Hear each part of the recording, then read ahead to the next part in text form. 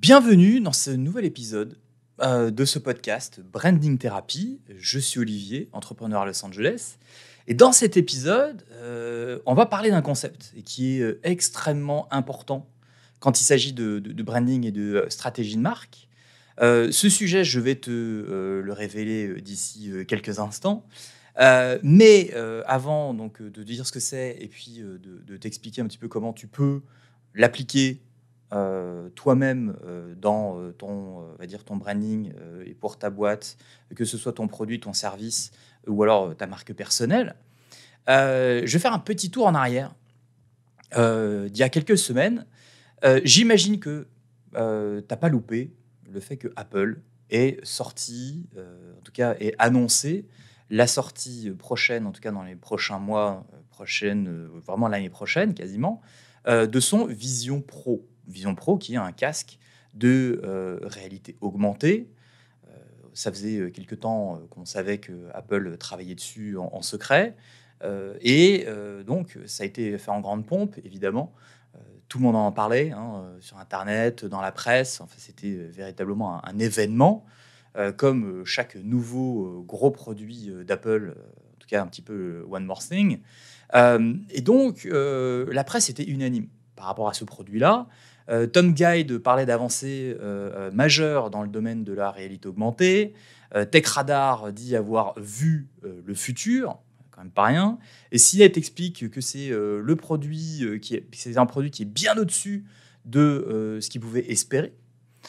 Et Internet, évidemment, a crié au génie et à la révolution, signe Apple. Encore une, évidemment. Alors, quand tu entends ça partout, que ce soit sur Internet, dans la presse, etc., évidemment, que tu t'intéresses au monde de la tech ou pas, tu as une association d'idées qui se fait directement. Le résumé de l'histoire, c'est Apple va encore sortir un produit révolutionnaire. Tu sais pas ce que c'est. Tu sais pas forcément ce que ça fait, mais tu sais que Apple va sortir un truc de ouf malade. Alors forcément, Apple est déjà connu pour ses innovations, et ça on va revenir ça dans un instant, mais ni une ni deux, en fait, la valeur perçue de ce Vision Pro, ou quel que soit le nom du produit, en tout cas du prochain produit d'Apple, monte en flèche, naturellement. Alors que, je tiens à le préciser, de la centaine de personnes qui étaient invitées à l'événement sur place, qui ont pu voir à des kilomètres le produit, il n'y en a qu'une petite poignée de super VIP qui ont pu littéralement expérimenter le Vision Pro, donc le casque de réalité augmentée, et pas plus de 5 minutes, sauf les méga super VIP. Mais donc tout ça, c'est vraiment entre ceux qui l'ont touché des yeux, ceux qui l'ont touché pendant 5 minutes et les autres qui l'ont vu de très très loin. Voilà le résumé de la situation. Tout ça pour un produit qui n'est pas disponible à la vente avant des mois et à un prix quand même relativement élevé, pas forcément pour un positionnement pour des professionnels, mais pour monsieur tout le monde, 3 500 $ plus les taxes, c'est quand même pas rien. Et c'est exactement pour ça que moi, dans ce podcast, je voulais expliquer, en tout cas le mieux que je peux, un concept qui est extrêmement important, qui est, on va dire, un concept double, la valeur perçue par rapport à la valeur expérimentée. Les deux concepts sont complémentaires, et les deux concepts en branding, il faut, en règle générale en tout cas, pour faire en sorte que, on va dire, que ton branding soit le plus efficace possible, il faut que la valeur perçue soit le plus alignée possible avec la valeur expérimentée. Alors, évidemment, qu'est-ce que c'est que la valeur perçue et qu'est-ce que c'est que la valeur expérimentée ? Je vais prendre mes petites notes pour être le plus précis possible.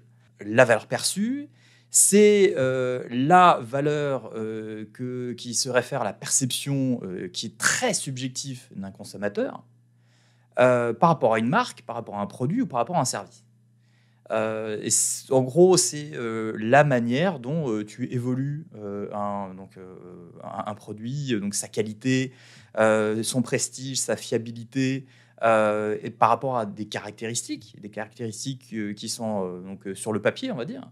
La valeur perçue, elle est vraiment influencée évidemment par la communication de l'entreprise, par le branding du produit en lui-même, que ce soit on va dire son positionnement, que ce soit le packaging, que ce soit le logo, la fin, bref.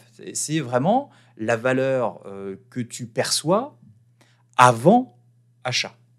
Alors que la valeur expérimentée, elle, c'est vraiment la valeur que tu vas, pour le coup, expérimenter une fois que tu as acheté le produit et que tu es passé de l'autre côté de la barrière dans le monde de ce produit, dans le monde de la marque.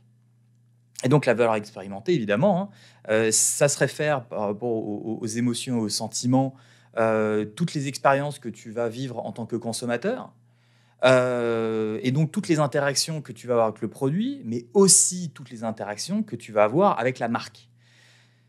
Ça englobe donc les sensations, les impressions, les souvenirs que tu vas avoir tout au long, de l'expérience que tu vas avoir avec ce produit, et donc avec la marque qui va derrière. En résumé, la valeur perçue, c'est toute la valeur subjective que tu vas avoir avant même que tu aies acheté le produit et que tu veuilles l'acheter ou pas, alors que la valeur expérimentée, c'est vraiment la valeur que tu vas, expérimenter pour le coup, le nom est parfait pour ça, une fois que tu as acheté, donc après achat. Et pour faire en sorte que ton branding soit le plus clair et le plus efficace possible, il faut que les deux soient alignés. C'est-à-dire qu'il faut que la valeur perçue soit en adéquation avec la valeur expérimentée. Plus le delta entre les deux va être grand, et plus le risque d'avoir une mauvaise impression de la part de tes clients va être importante. C'est ce qu'on appelle respecter sa promesse. Tu fais miroiter des choses avec donc, la valeur perçue. Tu vas faire ceci ou cela avec le service, avec le produit ou quoi que ce soit, etc. Ok, d'accord, tu m'as convaincu, je vais acheter ton service ou ton produit, mais moi, je veux que la promesse soit délivrée. Si la promesse, elle n'est pas délivrée du tout, partiellement ou quasiment complètement, c'est forcément pas la même expérience que tu vas avoir avec le produit et donc avec la marque qu'il y a derrière. On va dire que la combinaison entre les deux, valeur perçue et valeur expérimentée, Apple a toujours, ou quasiment toujours, été extrêmement forte dans ce domaine. Alors je sais que quand on parle de branding, souvent on prend des grosses marques, du genre Apple, du genre Nike, tu vois, ce genre de choses, ce qui fait un petit peu cliché. Là, j'en ai totalement conscience. Mais Apple, clairement, c'est quand même une référence quand on parle de branding parce qu'ils ont, on va dire, un branding qui est tellement fort et une stratégie de marque qui est tellement aux petits oignons à tous les étages que c'est normal de le prendre comme exemple. Pas besoin d'être une boîte qui fait des milliards et des milliards de dollars tous les ans pour pouvoir appliquer les conseils qui vont venir après. Mais c'est vrai que l'alignement entre la valeur perçue et la valeur expérimentée d'Apple, elle a toujours été quasiment un delta zéro. L'iMac, donc ça, je crois que c'était à la fin des années 90, ça était un des gros succès mainstream d'Apple. C'est vrai que l'objet était non seulement performant, mais en plus il était méga design. Je crois que c'était quasiment une première fois qu'il n'y avait pas cette tour un peu dégueulasse des ordinateurs. Là, pour le coup, tout était intégré directement dans l'écran. Donc, tu achetais vraiment l'écran avec la poignée. Tu n'avais plus qu'à installer, t'appuyer sur un bouton et tout était setup. Donc, pour le coup, je crois qu'il y avait même des speakers intégrés directement dans l'écran. Donc, c'était vraiment un écran qui était un ordinateur. Et c'était vraiment une révolution à l'époque. Il y avait différentes couleurs, etc. Donc, en plus, c'était vraiment un produit fun.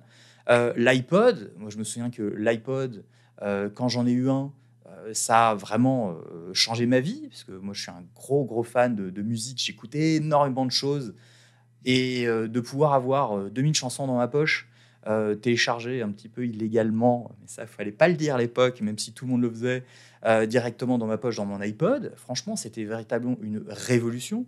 L'iPhone, quand il est sorti en 2007, aussi une révolution, parce que c'était quand même une première de mélanger un ordinateur sur un écran tactile qui faisait aussi téléphone et qui faisait tout quasiment sauf le café. Donc c'était vraiment une révolution en tant que telle. L'iPad, ça a été la même chose. Tout le monde disait que ça servait à rien, que c'était un gros iPhone. On s'est beaucoup moqué, mais aujourd'hui, c'est démontré que les tablettes C'est vraiment, on va dire qu'il y a une vraie demande par rapport à ça, il y a vraiment un besoin.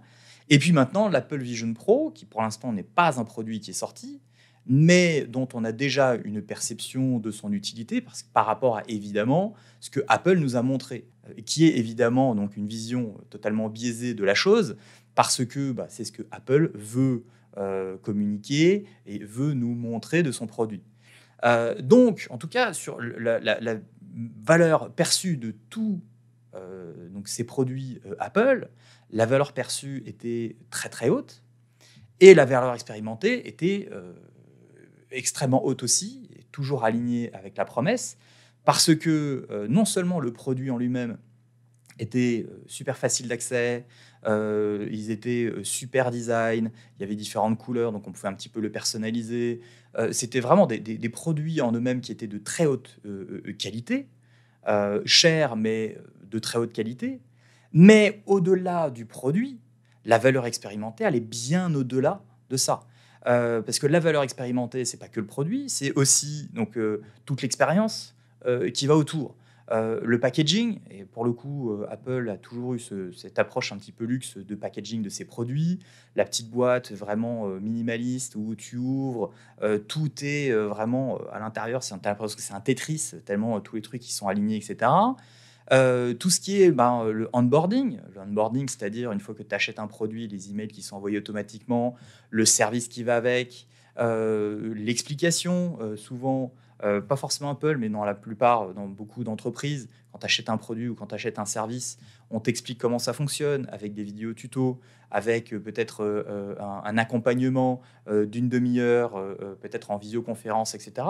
Donc il y a tout un accompagnement au début et même pendant on va dire la vie du produit, quelquefois pendant des mois, voire quelquefois pendant des années.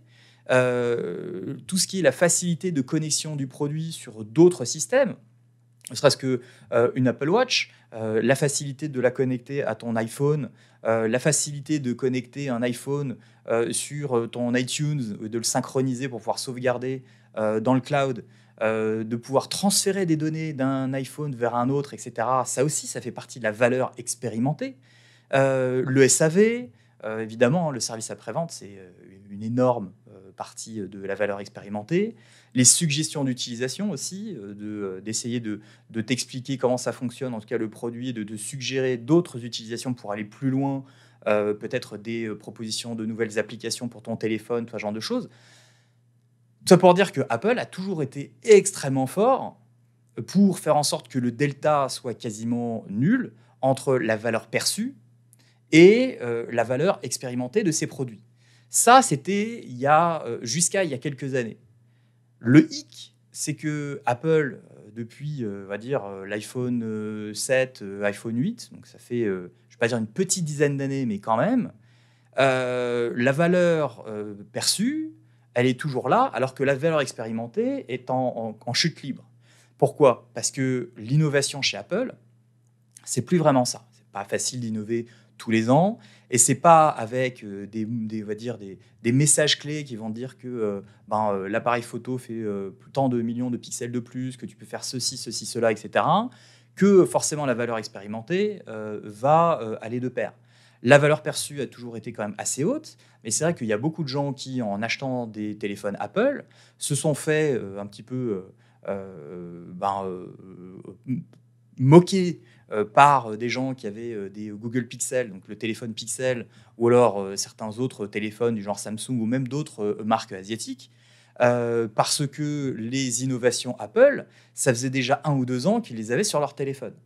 Et forcément, quand on parle de valeur perçue et de valeur expérimentée, quand tu vois que la valeur perçue, elle est là, mais qu'en fait, la valeur expérimentée, elle a 2 ans de retard, et ça fait mal. Ça fait mal. Et depuis quelques années maintenant, c'est vrai que la valeur expérimentée, au-delà, on va vraiment produit, au-delà de toute l'expérience qu'il y a autour des produits Apple, qui, elle, est vraiment restée aux petits oignons, la valeur expérimentée est vraiment a chuté vraiment pas mal.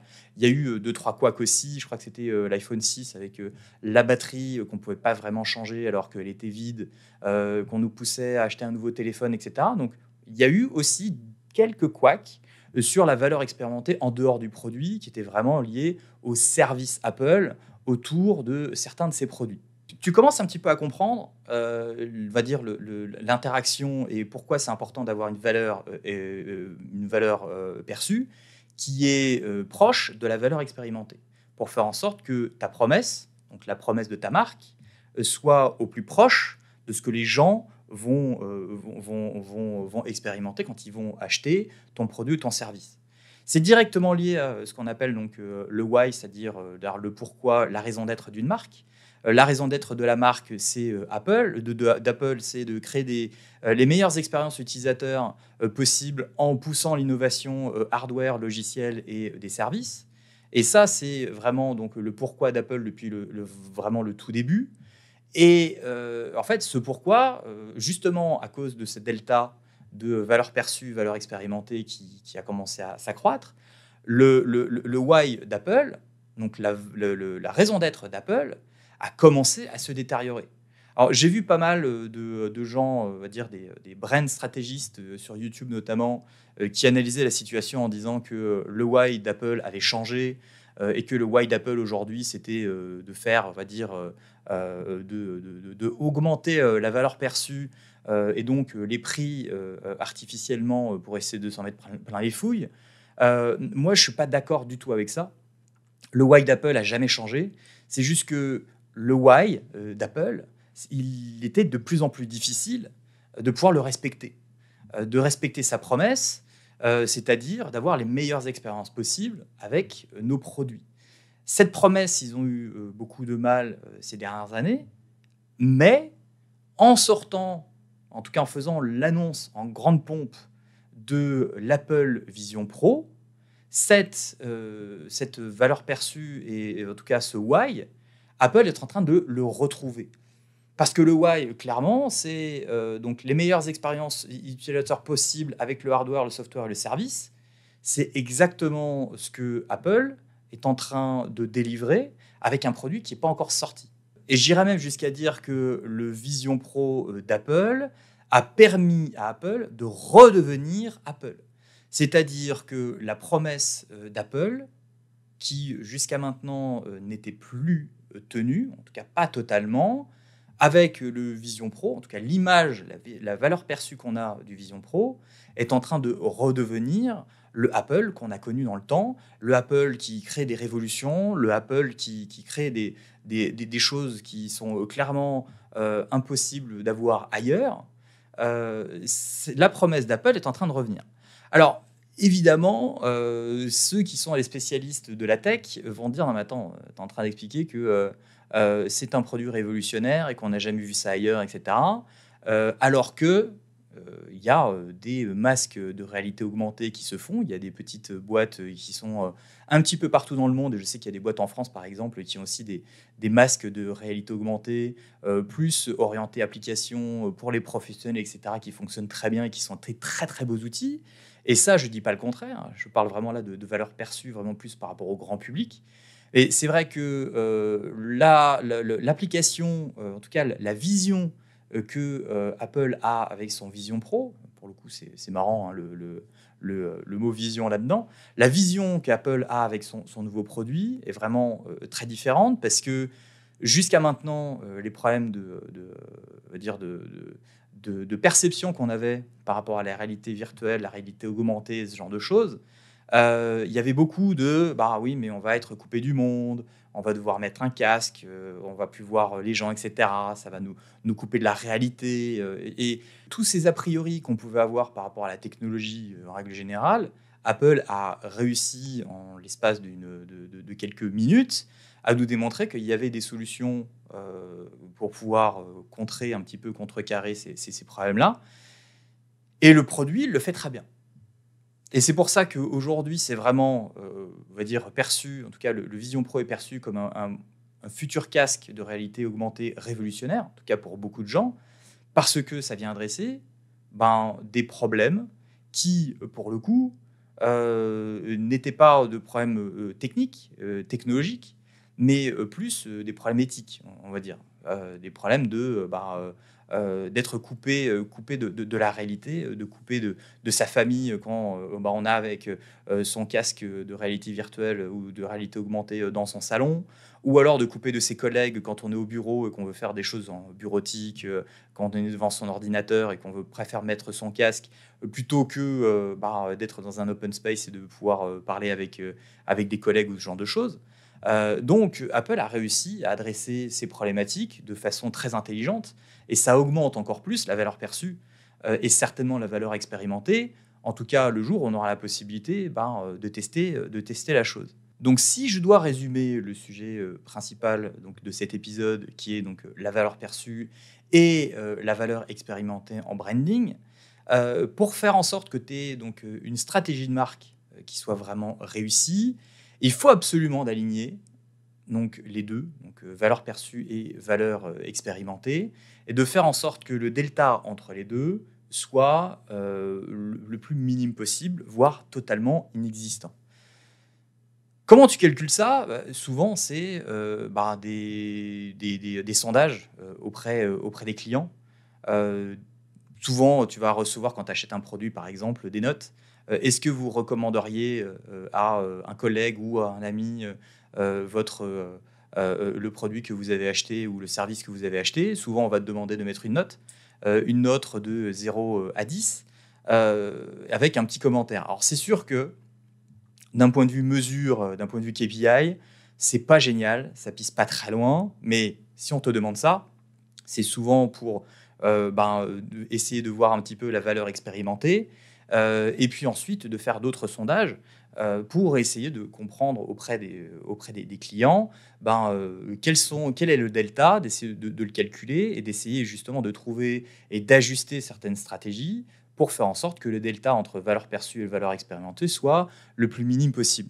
Ça signifie que communiquer efficacement ses atouts et ses promesses, c'est super important. Mais aussi d'offrir une expérience positive et cohérente à chaque point de contact avec ton client. Ça aussi, c'est super important. Un client qui a acheté chez toi parce qu'il était convaincu que ton produit ou ton service était top, et quand il expérimente et que à tous les points, tous les touch points, que la valeur et que on va dire l'expérience elle est top, il n'y a aucune raison qu'il ne vienne pas recommander ton service ou ton produit à d'autres personnes. Et c'est vraiment une sorte de croissance organique qui va en découler. Si ta promesse n'est pas alignée par rapport à ce que tu délivres, je peux te garantir qu'il n'y a personne qui va revenir. Il y a même des gens qui, selon on va dire les conditions de remboursement, vont littéralement te demander de te rembourser, de se faire rembourser, voire de demander plus.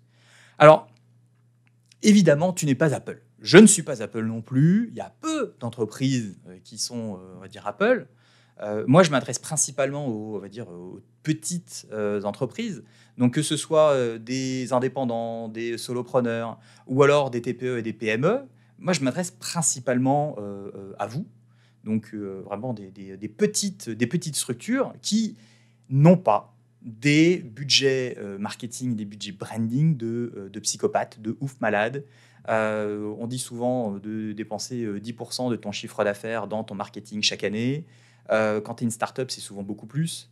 Dans la réalité, c'est souvent beaucoup moins, surtout en France. Aux États-Unis, on est vraiment plus sur du 10, 15, 20% quelquefois.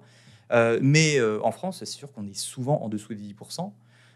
Donc, qu'est-ce que tu peux faire pour essayer d'optimiser au maximum ton budget marketing, pour essayer d'aligner au maximum ta valeur perçue avec ta valeur expérimentée?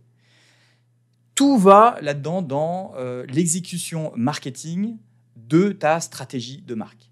Déjà de base, si tu n'as pas une stratégie de marque qui est solide, un branding qui est carré, ça va être très compliqué de pouvoir aligner les deux, valeur perçue, valeur expérimentée.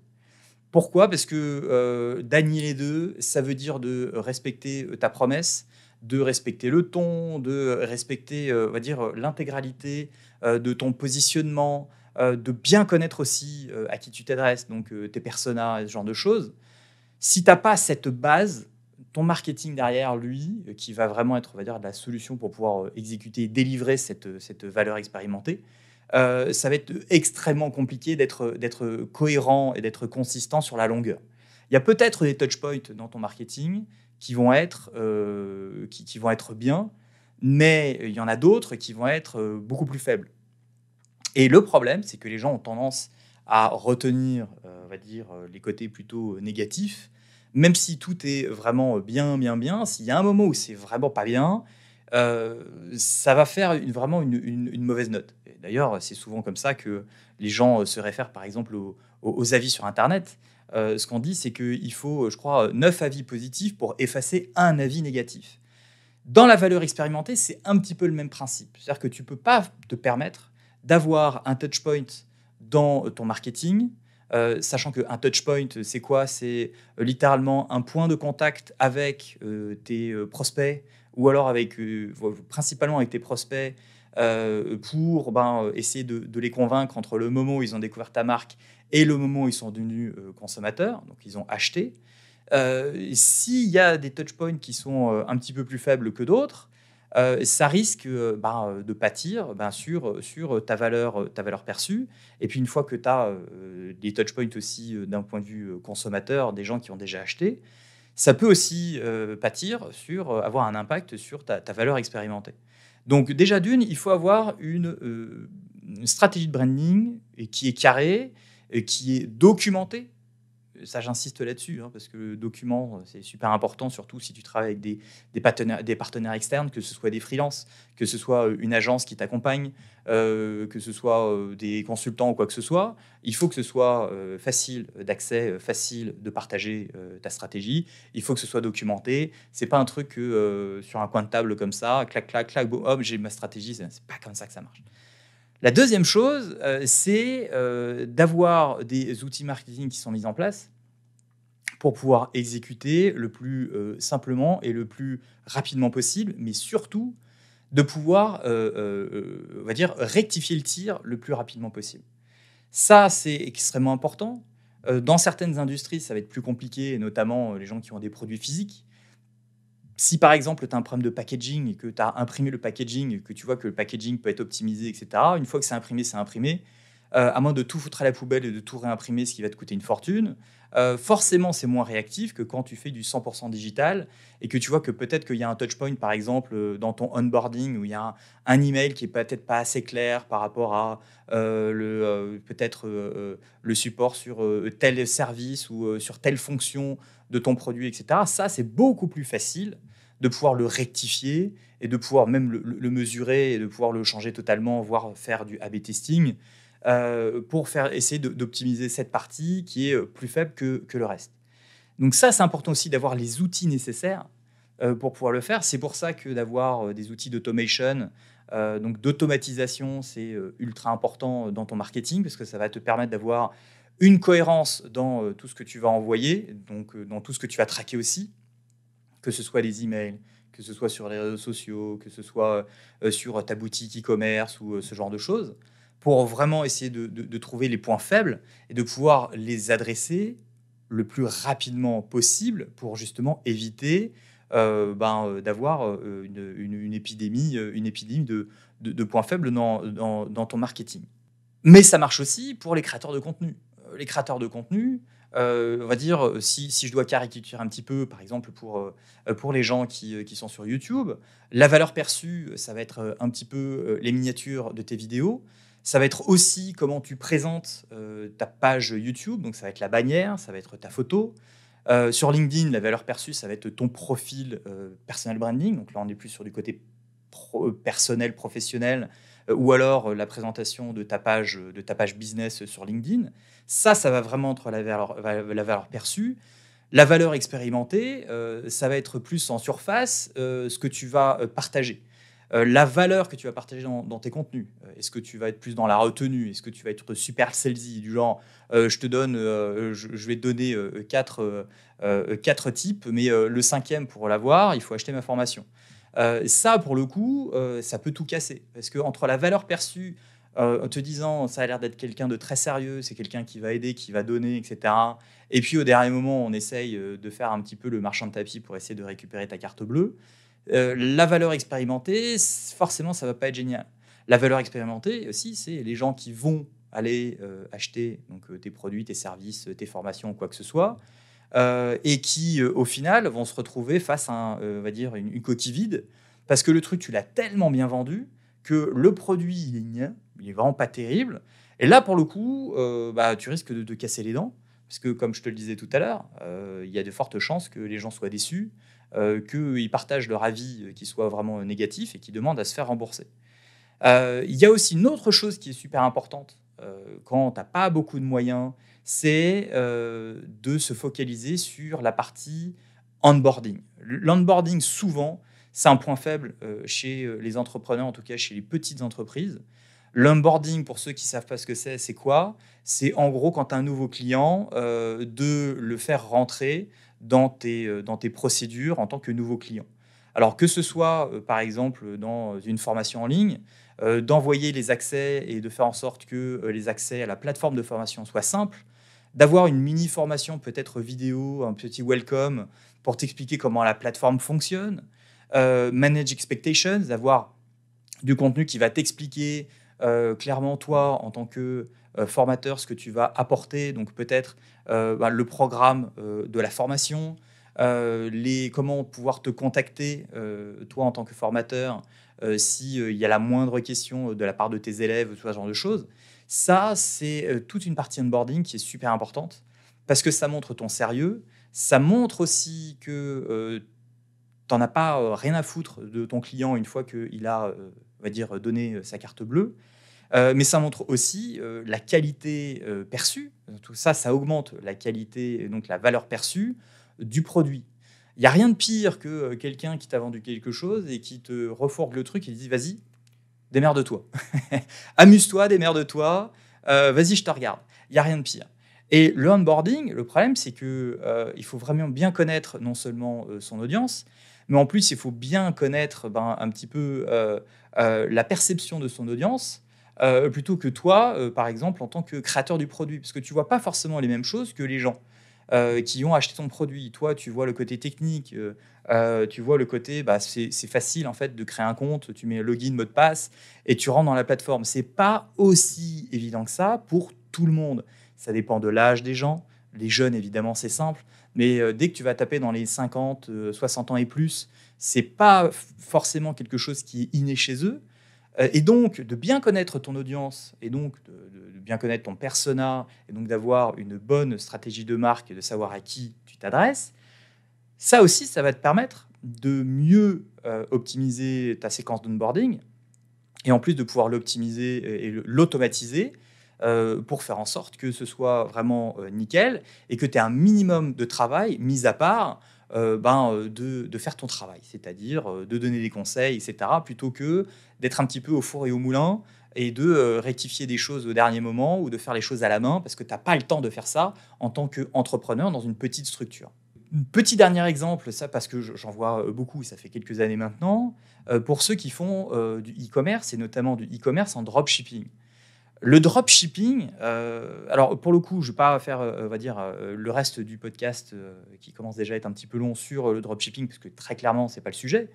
Mais le dropshipping, c'est un excellent exemple de énorme delta entre la valeur perçue et la valeur expérimentée. Il y a des gens qui sont très forts à marketer, on va dire, des produits sur des produits, donc sur des boutiques e-commerce.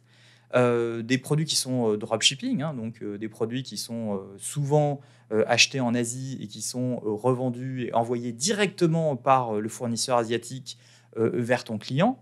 Le dropshipping, c'est un petit peu le caricature aujourd'hui ça, mais le dropshipping principalement, c'est de ne pas avoir les stocks chez toi. Et tu peux faire du dropshipping avec une boutique voisine qui va s'occuper des stocks, etc., et qui va s'occuper du produit pour toi, alors ils sont à deux rues. Mais aujourd'hui, on va dire que le dropshipping, c'est vraiment principalement on va dire des produits qui sont vraiment peu chers, revendus très cher et de piètre qualité, mais pas que. Donc voilà.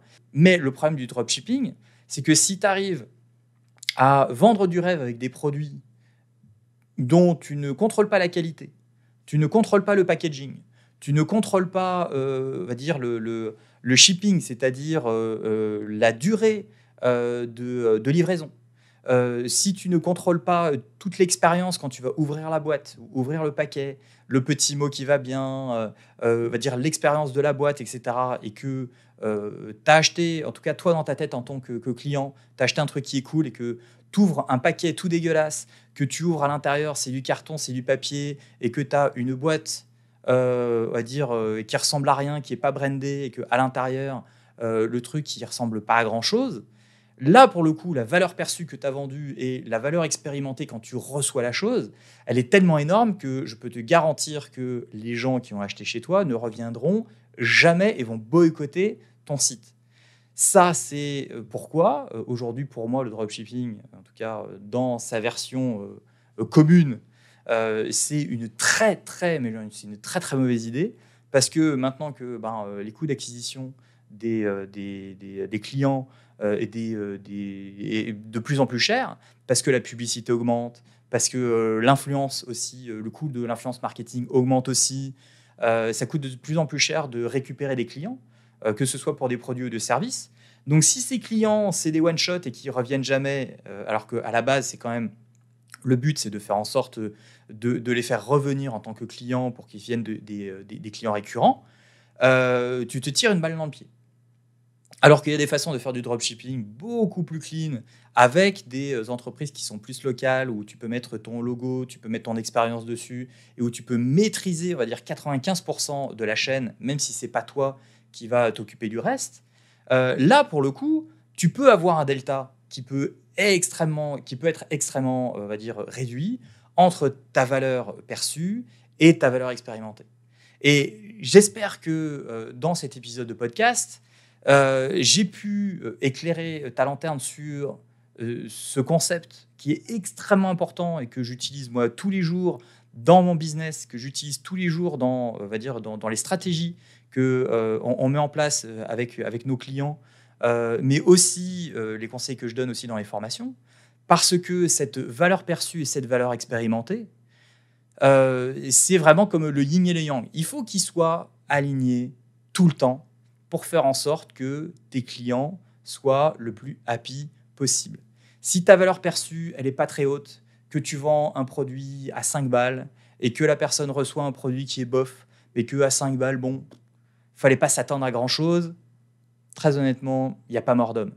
Et si tu as une valeur expérimentée, une valeur perçue qui est extrêmement haute, et que la valeur expérimentée, une fois que tu as convaincu les gens d'acheter, elle est extrêmement haute, voire au-dessus, tu as tout gagné parce que tu sais que ces gens-là, ils en auront pour leur argent, ils auront trouvé ça cher, mais ils seront très contents de pouvoir recommander tes services ou tes produits à d'autres personnes parce qu'ils ont une expérience top. Et plus ça va être le monde entre les deux, et plus ça va être compliqué pour toi dans ton business, même si tu as un produit qui est top, même si tu as un service qui est génial, si tout le package qui va autour, c'est pourri, si le service autour, il est pourri, si l'accompagnement autour, il est pourri, ta valeur expérimentée va se prendre un gamin dans la gueule.